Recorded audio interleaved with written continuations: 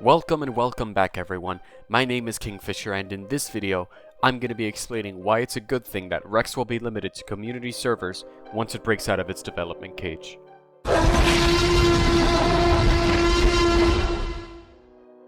I don't think I need to stress how important Tyrannosaurus is for the Isle. Both one of the community and developer favorites, it is the all-awaited juggernaut who will strike terror into the hearts of anybody, large or small, who even hears its earth-shaking footsteps. Rex, in Legacy, was undoubtedly one of, if not the most popular apex of the carnivorous bunch, standing toe-to-toe with Giga, Acro, and Spino. Now, ignoring those three for one sec.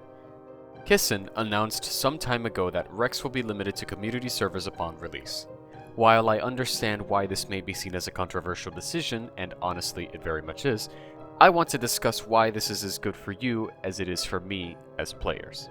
To put it as bluntly as possible, this decision will help anybody who is not in Apex exist for more than 5 seconds. Rex, having the reputation and the design it does, will undoubtedly be seized upon release faster than the IRS seized my assets after paying $1 less than I owed them in taxes. My lawyer has advised me to stress that this is a joke. I do pay my taxes. Anybody who's anybody wants to play as Rex at some point in this game. So what happens in an alternate Spider-Verse where everyone is allowed access to Tyrannosaurus on official servers with no limits as to how many people can spawn in as one at one time?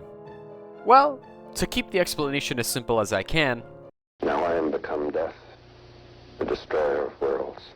Not only will once again my eardrums be destroyed by the constant Jurassic Park ambience in the background, but I'll get ran through like my name is Tom Holland the moment that I decide to play as anything else than a Rex. Not to mention, food availability is also a big issue. If Ceratosaurus in its current state struggles to find sufficient food to keep its hunger bar and diet satiated, I can only imagine how difficult it will be for a single Rex to keep themselves from starving. The idea that Rex's hunger bar would deplete similar to, if not faster than a Ceratosaurus, is, in the grand scheme of things, very accurate. It only makes sense that an animal the size of Tyrannosaurus, who is an estimated 5,000 to 7,000 kilograms of pure muscle on average, would need to consume inordinate amounts of calories and protein to sustain itself adequately. This is something that I feel should be consistent amongst all of the apex predators and herbivores across the Isle. But, not to the point of ridiculousness. In order to provide a real-life example, I'd like to point to the saltwater crocodile, the heaviest reptiles that exist on planet Earth. They can go up to 1 year without eating, assuming that they've had enough food beforehand. However, crocodiles are cold-blooded. They do not require a constant influx of energy like birds or mammals do. Because of this, crocodiles can essentially spend all day bawling, not moving an inch. Typical AFK play. Assuming the Isle's T-Rex is warm-blooded, as it should be, the hunger bar is going to drain much quicker. Same goes for the aforementioned carnivores and the apex herbivores as well. Shantungosaurus, Triceratops, Parasaurolophus, Therizinosaurus, Deinocheirus, technically an omnivore but still huge, will all require an insane amount of food and nutrition to sustain themselves and their diets. This is why I personally feel that there should be some way to limit the amount of apexes per server. In the case of Rex, who will need to eat substantial amounts and will also be the largest playable upon its release, players will inevitably begin to cannibalize each other in an effort to not starve to death, which will make growing a T-Rex substantially more difficult than it is supposed to be. And let's be honest, cannibalism in the Isle community is inevitable regardless of what carnivore you're playing as. I'm sure if the herbivores could eat meat, herbivorous players would start to eat each other too. However, it should not be the primary form of consumption for T-Rex. Regardless of cannibalism, allowing the Tyrant King to have free reign over official servers with no buffer or species limit will turn the game into either a Rex or a death simulator. But there is an obvious fix for this that already exists, and I can guarantee the devs added this in anticipation of the apexes that will soon grace us with their size and girth.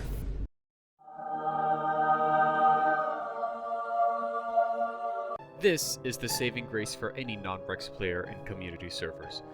With the admins being able to regulate the amount of Rexes allowed on a server at once, the ecosystem won't be thrown completely out of whack, and there will actually be food available instead of, well...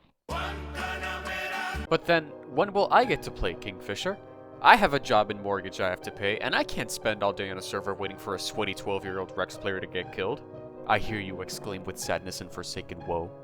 I have 2 ideas for a queue system, and they may seem a little far-fetched, but just bear with me here. The first rendition is an Apex-only queue, which will be accessible through the main menu, in which you will be placed into servers with open Apex slots available. And, to avoid being placed in empty servers with no action, filter out empty or full lobbies, just like the menu has right now. Now, I don't know the viability of this queue system with the skills of these developers, however, I think it's something worth considering. The second rendition of this is a per-server queue system. O sea, let's say the limit is 15 Rexes per server and you feel like violating the Geneva Convention today. Stick yourself into the queue and pray someone gets killed on sight. In all seriousness, with or without the queue system, there needs to be some sort of buffer, naturally or not, to keep the Rex population under control. Due to the hype surrounding the animal, everybody's going to want to play when it releases, and that isn't a bad thing at all.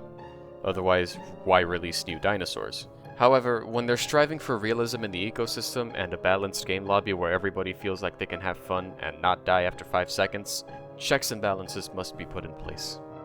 Temporarily, of course. I really hope that they don't keep Rex or other Apexes behind community server bars forever. There's really no point in releasing creatures you can't play on the official servers after some time. Keeping the Rex restrained to community servers in the beginning is the best way to ensure game balance until the hype dies down and the Rex comes into itself.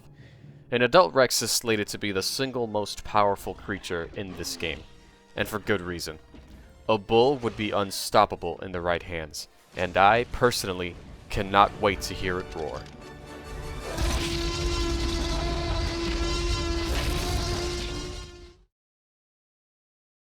And now for a bonus round!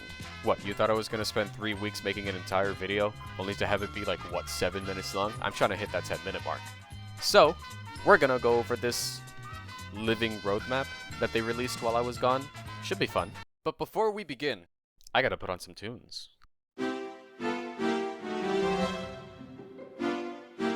Ah, splendid. Anyway, back to the topic at hand. These are basically just my thoughts and opinions on the roadmap that they released a little while ago. I know I'm a little late, but I still want to talk about it, so...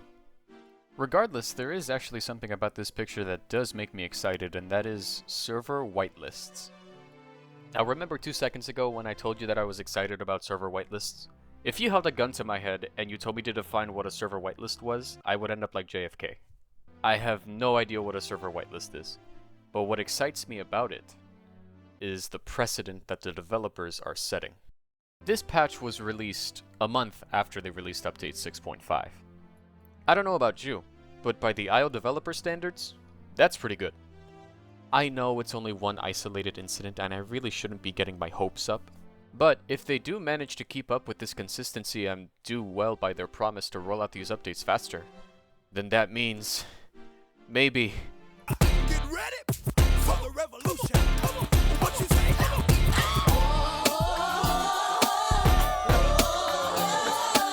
That gateway will soon be upon us. Probably not, but, you know, glass half full, am I right? Assuming they're actually going to go from the top of the list to the bottom, then it's pretty safe to say that gateway is next. Which, please, just give it to me!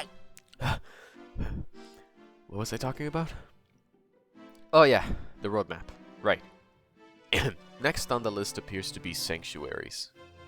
Now, I remember the Isle News, go subscribe to her, she does God's work, reported on this a couple months ago, so I get the feeling that this is just the official term that they're going to use for these places. What it seems like sanctuaries are going to be, though, based on what I read, are specific naturalistic locations with a lot of trees or perhaps rocks in which hatchlings and juveniles will be safer from adults than they would be elsewhere on the map.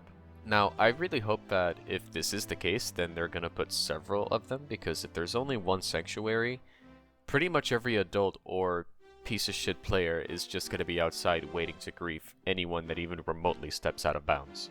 Overall, though, I think it's a pretty cool idea, and hopefully with some extra mechanics, I don't know, maybe they have some sort of surprise for us, It'll be a fun way for juveniles and hatchlings to, one, survive for an extended period of time and make certain things a little easier to grow, and two, make the gameplay loop for younger dinosaurs more engaging. Next up, night vision. I'm gonna be completely honest, I really don't care. Just please shorten the nighttime soon, for the love of God. Realistically, the only way that they can get me to care about night vision and venom finalization is if they release Dilophosaurus as a surprise alongside it. If that's the case, best update in the history of the game. And after that is the weather system. I'm quite excited for this one just because of the possibility and the ambience that it's going to add. For example, imagine you're a young herbivore out in the field and there's lightning and thunder crashing down all around you, and through the tree line you see an allosaur peeking at you, but you only see him when the lightning flashes, and then with every lightning flash you see more and more, a pack of 6 of them. Those kinds of moments created dynamically by these systems are basically what this game strives for. Personally, I'm really surprised that they haven't worked on the weather system a lot sooner. It seems like something that is kind of necessary to prevent Evrima from being in a perpetual state of sunlight. But, you know, maybe it's in the Arctic Circle. What do I know? I'm just gonna go ahead and speedrun through the rest of these.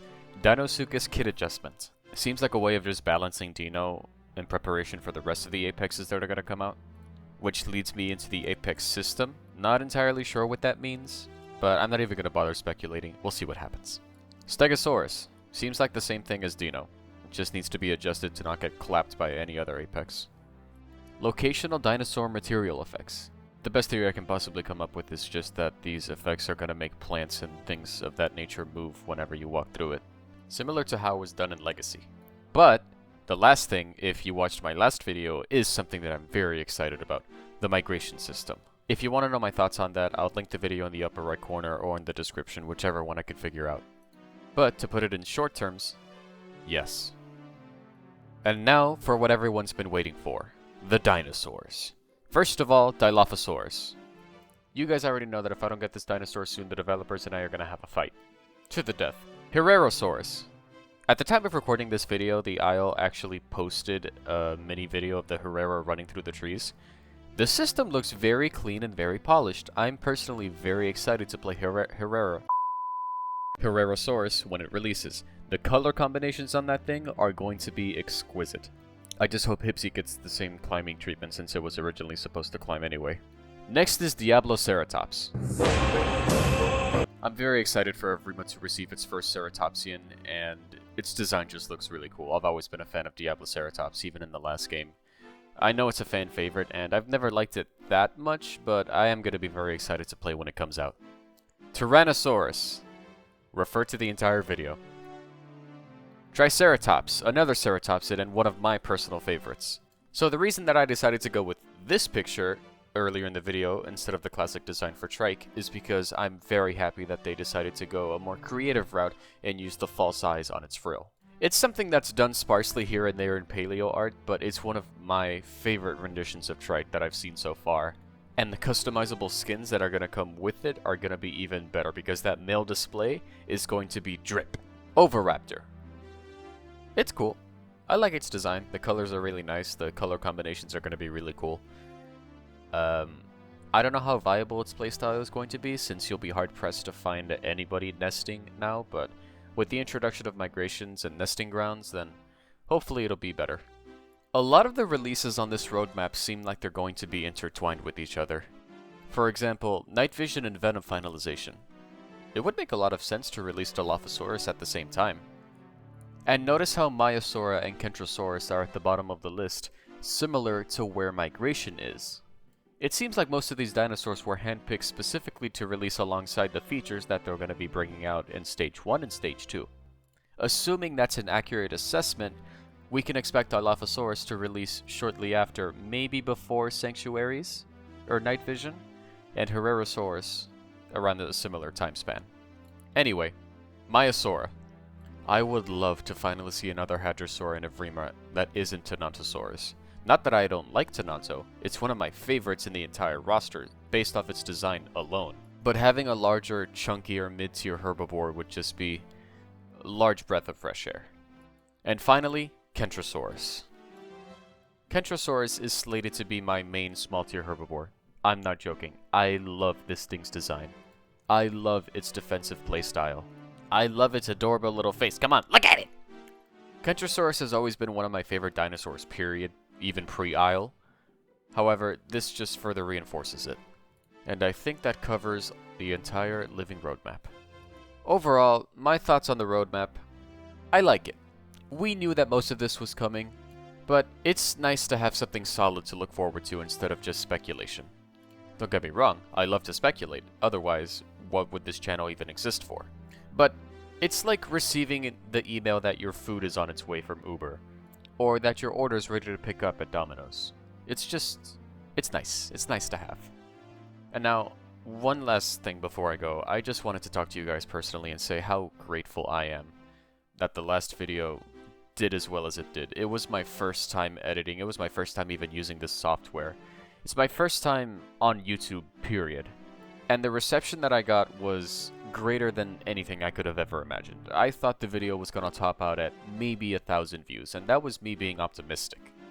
So I try my best not to sound like your average YouTuber when I say thank you all for the support that you showed on the first one, and thank you for nearly 500 subscribers. I really can't express how grateful I am that you guys took time out of your day to watch some random guy on YouTube talk about dinosaurs for like, what, 9 minutes? So thank you guys, and I promise that there's more to come soon. Until we see each other again, this has been Kingfisher. Thank you.